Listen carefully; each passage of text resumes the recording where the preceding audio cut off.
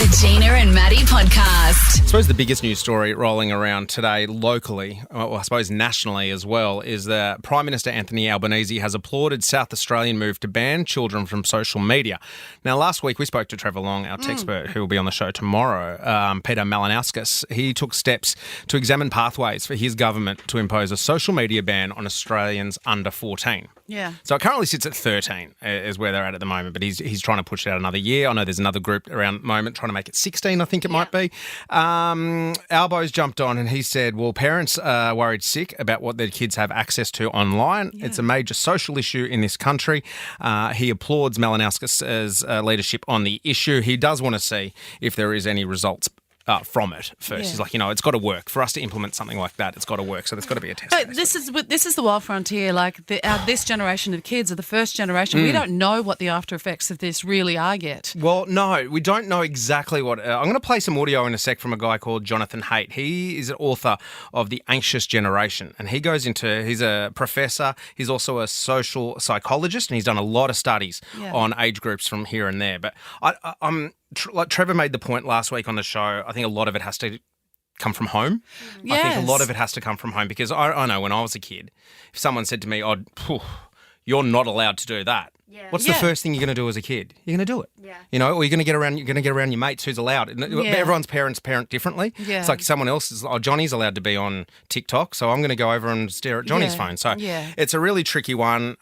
Whether blanket bans work or not, I don't know. Kids, there's underage drinking is a thing. It's illegal to drink if you're under 18, but there's vaping's a thing. Vaping's illegal, vaping's a thing. But I wonder if they, under a certain age, have to have a dumb phone at least. Yeah. They still get a phone, you can still text and you can still call. This social psychologist touches on that Really? as well. I'm going to play some audio for you. So it's called The Anxious Generation, and he can pinpoint a moment in the early 2010s when there was sort of like kids started to get a little bit more anxious.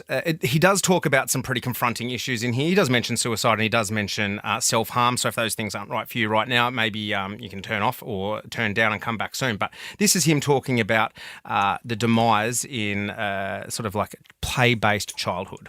Something happened to young people born after 1995. All of a sudden, in the early 2010s, their mental health collapsed. Rates of anxiety and depression skyrocketed. Self-harm is up by like 150% for younger teen girls. Suicide is up 50%. Something happened in the early 2010s. And my argument in the book is a tragedy in two acts. The first act is the loss of the play-based childhood. It's what anybody over 40 in this audience had.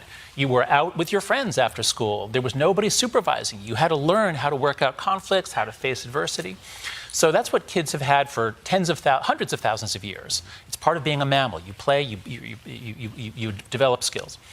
We began to crack down on that, to lock kids up in the 90s, to not let them out.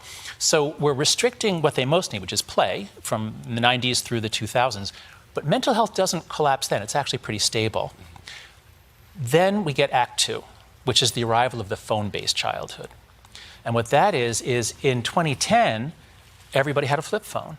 The iPhone had come out, but most teens had a flip phone. No front-facing camera, no social media on the phone, no high-speed data. And by 2015, everyone's got all those other things. Now suddenly everyone has a smartphone, front-facing camera, high-speed internet, social media, especially Instagram, on the phone. And almost like someone turned a switch in 2013, girls in America and many other countries suddenly become very anxious, depressed, and self-harming. And so that's what the book is about. Something changed between 2010 and 2015, and I'm trying to explain what it is. It scares me. It scares me so much. Yes. 3 kids under 9, and this is their future because it's not going anywhere. Social media is not going anywhere. No. It is a tool. If it's used properly, it's fantastic. Yeah. But there are so many people out there who don't use it properly, and the content that can be uploaded to those sites, and just at the touch of a finger, a 13, 12, 11, 10-year-old can access. He has outlined in this book, this is Jonathan Haidt, who wrote The Anxious Generation, outlined 4 points which he identifies. So I propose in the book, there's a lot of suggestions, but 4 norms that will break these collective action traps. First, no smartphone before high school. just clear this out of the lives of elementary and middle school kids. Send them out, give them a flip phone, a dumb phone, a phone watch so you can text them, but don't give them the entire internet, including strangers all over the world who are trying to get at them sexually. Like, this is just craziness. So no smartphone till high school. The second is no social media till 16. You know, the things that are sent around on social media, the things they're exposed to, like I just recently learned about the video Cat in a Blender, which was popular a while ago. It is exactly what it sounds like. Yeah. Okay. So, you know, and this is just part of childhood. It's hardcore porn, animal cruelty, beheading videos. The third norm is phone-free schools. This is the most powerful one that we can do instantly. The phones they don't just make the kids anxious and lonely, they make them less intelligent. Test scores have been dropping around the world since 2012. Once the kids bring a phone in school, they're doing this. They're not listening to the teacher.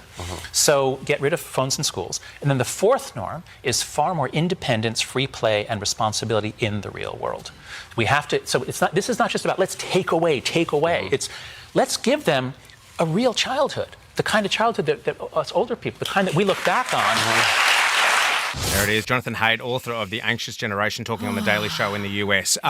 Confronting things that he spoke about there. But like you talk to a teacher, primary school teacher, high school teacher. This is the stuff they're dealing with day-to-day basis, boys and girls. Yeah. It's not something that we can sort of bury our head in the sand about and go, we can't talk about that because, you know, it's uncomfortable, it's taboo, we can't mention these things. These are things that teenagers are viewing and have access to like that. And I think the more we talk about it and the more that can be done, the better. I don't know how a blanket ban works, but I think something needs to be done. That is The Anxious Generation. It's an audio book as well as a hard copy book if anyone is interested. The Gina and Maddie Podcast. For more great comedy shows like this, head to novapodcast.com.au.